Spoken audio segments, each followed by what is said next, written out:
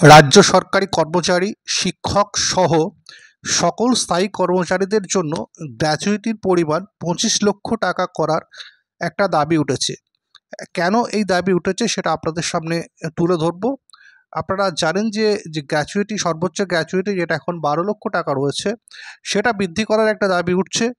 লোকসভা নির্বাচনের আগে কেন্দ্রীয় সরকারের কর্মচারীদের জন্য 4% ডিএ বৃদ্ধি করা হয়েছিল এবং এখন অবসরকালীন যে গ্র্যাচুইটি এবং ডেথ গ্র্যাচুইটির পরিমাণ 25% বাড়িয়েছে। এই কারণে গ্র্যাচুইটির সীমা 20 লক্ষ টাকা থেকে বেড়ে 25 লক্ষ টাকা করা হয়েছে এবং যেটা জানা যাচ্ছে এই বৃদ্ধি 1 জানুয়ারি 2024 থেকে কার্যকর হবে বলে জানা গেছে। অর্থাৎ কেন্দ্রীয় সরকারি কর্মচারীদের জন্য কিন্তু গ্র্যাচুইটির সর্বোচ্চ যে পরিমাণ সেটা 25 লক্ষ টাকা করা হয়েছে।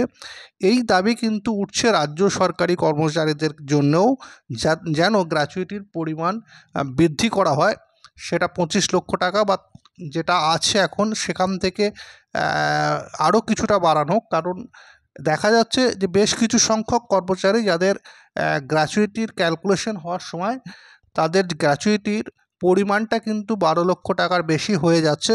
সেক্ষেত্রে তারা কিন্তু ওই 12 লক্ষ টাকাই পাচ্ছে গ্র্যাচুইটির পরিমাণ। তাই এই গ্র্যাচুইটি বৃদ্ধি করার একটা দাবি কিন্তু উঠেছে। এবং আপনারা জানেন যে গ্র্যাচুইটি থেকে প্রাপ্ত অর্থ কিন্তু করমুক্ত, অর্থাৎ ট্যাক্সেবল নয়।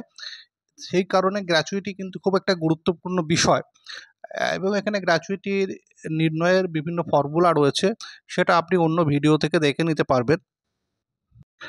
অর্থাৎ কেন্দ্রীয় সরকারের গ্র্যাচুইটি বৃদ্ধির সঙ্গে সঙ্গেই রাজ্যের গ্র্যাচুইটি বৃদ্ধির দাবিটাও কিন্তু খুব জোরালোভাবে উঠে এসেছে। এটা ছিল আজকের গুরুত্বপূর্ণ যে আপডেট সেটা।